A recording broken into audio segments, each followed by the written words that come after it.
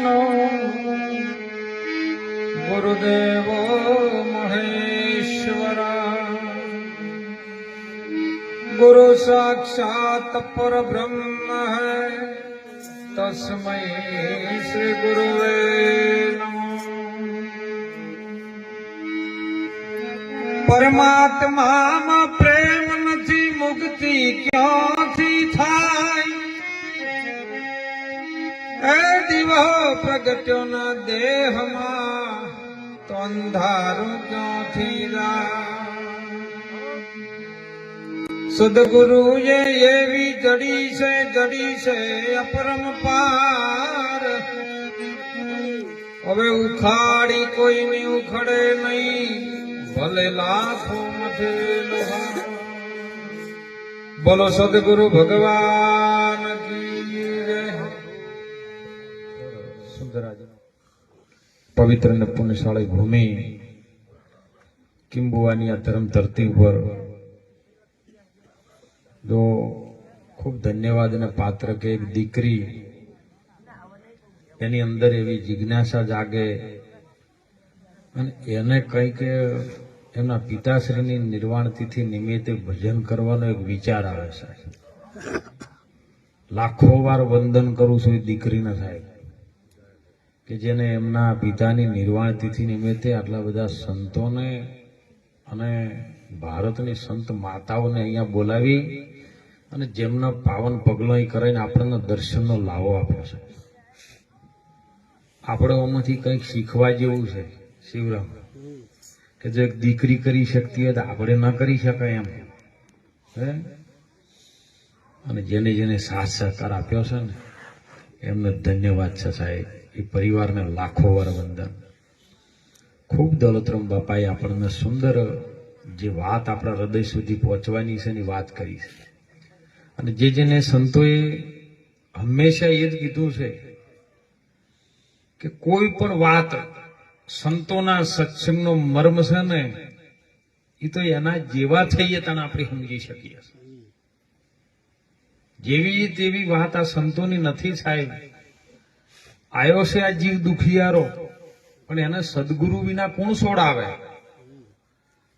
મનને વળજ્યું ભ્રાંતિનું ભૂતરું, એને સદગુરુ વિના કોણ છોડાવે? ગુરુ મહારાજનો જ મહિમા છે ને ગુરુ સિવાય બીજો વિશ્વમાં કોઈ છે નહીં। અને આ જીવનની નૈયાને જો પાર ઉતારવી હોય ને તો સદગુરુ જ ઉતારે, બીજો કોઈ ઉતારી શકે એવો નથી સાહેબ। એટલે ખૂબ જીવનમાં સંતોની વાતને બહુ જાણવા માટે બહુ જિજ્ઞાસા રાખજો। જીવન મળ્યું છે ને, જેમ જેમ જીવનની અંદર આપણા દિવસો એક એક એક એક કરતા ઓછા થાય છે, વધતા નથી। માના ગર્ભમાં હતું ને શરીર ત્યારે જીવન વધતું હતું, શરીરે વધતું હતું, જીવન વધતું હતું। પણ જયારે ગર્ભથી બહાર આવીને શરીર બહાર આવ્યું છે ને અને એની પછી જયારે નાતો લાગ્યો છે ને એ પછી આ જીવનનું ટૂંકું થાય જાય છે જેમ જાય। આપણને એમ લાગે કે આપણે 25 વર્ષના 50 વર્ષના 60 70 વર્ષના થયા, પણ 70 વર્ષ આપણા જીવનમાંથી શિવરામ જતા રહેશે। અને હાલ પ્રગટા સંતો જેમ કે છે ને એ વાતને મોનજો હો ને કે પછી પાછળથી આપણે એમના દેહ જયારે હાજર નહીં હોય ત્યારે બહુ પસ્તાવો આપણને થશે એમ। અને ત્યારે આપણે જ કહેશું દોલતરામ બાપા સાચું કહેતા હતા, વિષ્ણુરામ મહારાજ સાચું કહેતા હતા, મંગલદાસ મહારાજ સાચું કહેતા હતા, આ સંત માતાઓ સાચું કહેતા હતા। એટલે હાજરમાં જે વસ્તુ આપણા જીવનને ઉપયોગી બને, જીવન કંઈક સારા માર્ગે દિશા તરફ લઈ જાય અને આપણી દિશા અને દશા બે બદલાઈ જાય એવું સંતો કરી રહ્યા છે। એટલે ખૂબ જીવનની અંદર મોઘો મનુષ્ય દેહ તને મળ્યો છે, નહીં મળે વારંવાર। એ ભાઈ તું એતે ભજી લેને કીર્તાર, નહીતર લાખો ગયા ને તું એ જવાનો। એ મૂર્ખ તું મનથી વિચાર। સાચું કઉ છું આ બધું છે ને એ સાચું કઉ છું, તું જૂઠું ના લેતો તારા મુવા કુટુંબ ને સંભાળ। હે આપણા બાપ દાદા હતા ને એ જતા રહ્યા। કેમ આપણે નરસિંહ મહેતાને યાદ કરીએ, મીરાબાઈને યાદ કરીએ, તોરલને યાદ કરીએ, હે નિરલબાઈને યાદ કરીએ, દાસી જીવણ સાહેબને યાદ કરીએ, જેઠીરામને યાદ કરીએ। કેમ કે એમને જગતના માટે કંઈક કર્યું છે। જગતમાં એવો વડલો રોપ્યો સાહેબ, એના છોડે હજારો પંખી આવે અને આનંદ કરે. તો એક મહારાજ હતા ને થાકેલા, ઉનાળાનો ભળભળતો તડકો પડે અને થાકીને બેઠેલા ને એવામાં અમારા શિવરામ જેવા કોઈ ભગત આયા ને સાહેબ કીધું કે બાપુ અહીંયા કેમ બેઠા છો? કે બેટા શરીર થાક્યું છે ને હું જઈ શકું એમ નથી, મારે હોમાં ગોમ જવાનું છે. તો કે બાપુ એમાં શું લેવા ચિંતા કરો છો? હું એ તમારી ઉંમર છું, હું ઉપાડી શકું એમ નથી તમને, પણ હું વ્યવસ્થા કરી આલું. ગામની અંદર 2 મજૂરો હતા, 2 મજૂરોને બોલાયા કે ભાઈ આવો ને, આ મહારાજને જોડીમાં બેહારીને હોમા ગામ સુધી પહોંચાડવાના છે, તમારી મજૂરી બોલો. કે દાદા 500 રૂપિયા થઈ, કે 500 નહીં લે 600. પણ આ મહારાજને જોડીમાં બેસાડીને ઉપાડીને તમારે હોમા ગામ સુધી લઈ જવાના છે. એટલે 2 જણાને એક મોટું જાડું લાકડું લાવીને વચમાં જોડી બાંધી, પેલા જૈનોમાં હોય ને એવી, અને ઉપાડીને હેડ્યા ને એટલે 2 જણા મરી નીકળ્યા. જોયું હો, જોક આ જોડીમાં બેસીને 2 જણાને ઉપડાઈને જોઈ છે, આવી ભક્તિ લા શું લેવા કરતા આયા. એટલે મહારાજે જોડીમાં બેઠા હતા ને, બેઠે બેઠે મહારાજે કીધું કે તાણે ભાઈ એવું છે ને, તાણે છે ને, બસ આટલો જ શબ્દ વિચાર્યો. આગળ જતા હતા એટલે બીજા 2 જણા આયા. આ 2 જણાને મારી નાખવાના ધંધા નહીં કરતા, આ ઉપાડીને તડકાના ફેરવે છે, તો આટલા બધા અન ના કર્યા હોય તો મહારાજ કે તાણે છે ને. એટલે પેલા 2 જણા ઉપાડવા વાળા હતા, વિચાર કરવા માંડ્યા કે મારું કુટુંબ મહારાજ આ બધા એમ કે છે આવતા જશે, અથવા આ બાપુ એમ જ ચમ કે છે તાણે છે ને. એવામાં આગળ જતા જતા એક ખેતર આકુળ આવતું હતું, એક રાજા આવતો ઘોડો લઈને. રાજાએ ઘોડો એક બાજુ બાંધીને રાજા આવીને નમસ્કાર કર્યા કે બાપુ પ્રણામ છે. બાપુ ક્યાં જવું છે? કે હોમા ગામ જવું છે. સારું તાન બાપુ જો, પણ એની એમ ના કીધું મારા ઘોડા ઘર લઈ જવું. કે બાપુ તાણ હવે હું જઉં.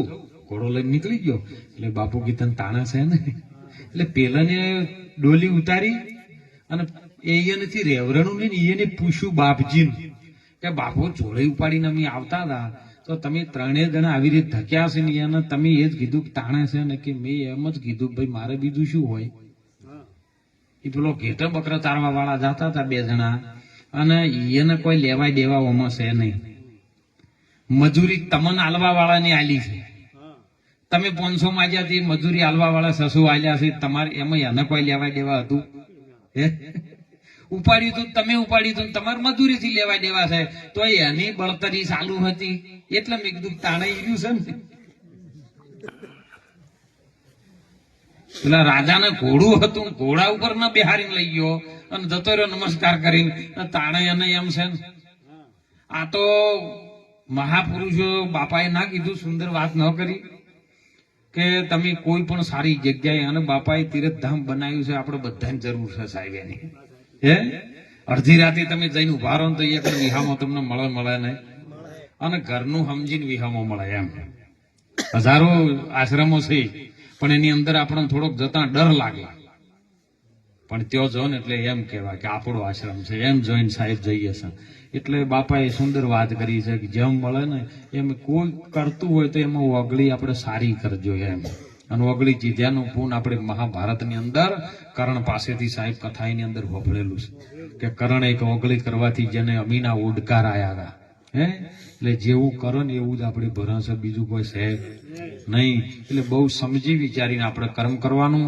આ સંતો સંત માતાઓ આજની દીકરીઓ સાહેબ ખૂબ બાપાએ વાત કરી છે. બધા સાથે રહી અને જેમ જેમ સનાતન ધર્મ આગળ આવે, આપણે ભારતની સંસ્કૃતિ આગળ આવે અને દરેક સમાજની અંદર સંસ્કાર એવો પ્રગટ થાય, એવું બધા આપણે સાથે મળીને કંઈક કરશું, એવી ગુરુ મહારાજને આપણે પ્રાર્થના કરશું. એટલે ખૂબ જીવનની અંદર કંઈક શીખજો. શીખવા જેવું છે, જાણવા જેવું છે અને માણવા જેવું છે. આ જો ગુરુના વચનમાં જે ચાલ્યા એનો પ્રતાપ જો આજે મંડપ નીચે સાહેબ ભજન કરી રહ્યા છે. ગુરુના પ્રતાપ છે આ બધો, ગુરુનો આશીર્વાદ છે, ને ગુરુની જ કૃપા કામ કરે, બીજું કોઈ કરતો નથી. એટલે જીવનની અંદર મનુષ્ય અવતાર મળ્યો છે, કંઈક સારું જીવન જીવો અને બીજાને જીવવા દો. વ્યસન માત્રથી દૂર રહેજો સાહેબ, બીજું કઈ નહીં. વ્યસન હશે ને તો આપણા જીવનને બરબાદ કરી નાખશે. એટલે ખૂબ આવા સંતોના ભેળા રહી આ માનવ જીવન મળ્યું છે અને ફેરો ફોગટમાં ન જાય. ખૂબ સફળ બનાવવાનું કાર્ય આપણા હાથમાં છે. કારણ કે સંતો સાખીમાં કહેતા હોય, રજકણ તારા રજડી જાય રણમાં ઉડે છે રેત. આ બાજી જીવનની તારા જ હાથમાં છે. ચેત ચેત નરતો, અને ચેતીને હાલશો તો પાર લગી જાય છો આ ભવ સાગરિયાની મોય. ભવ એટલે શરીર થાય, સાગર એટલે સંસાર થાય. બીજો કોઈ ભવ સાગર છે નહીં. ચોપડામાં કોઈ લખવામાં આવેલું છે પણ જોવામાં ન આવે.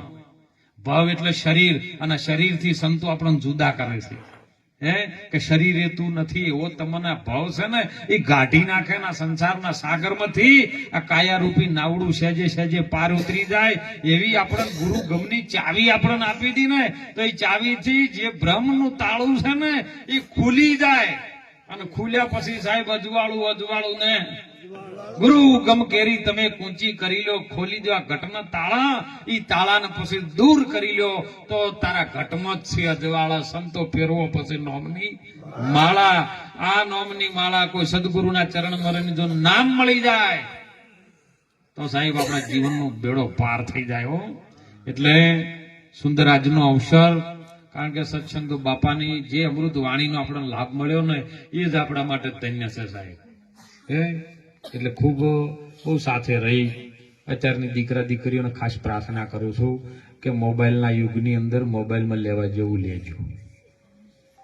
નહીતર મોબાઈલમાં એવી વસ્તુ પણ આવે છે કે ન લેવાનું લઈ જવાય અને પછી આપણા જીવનની બરબાદી થઈ જાય, મા બાપની ઇજ્જત જાય.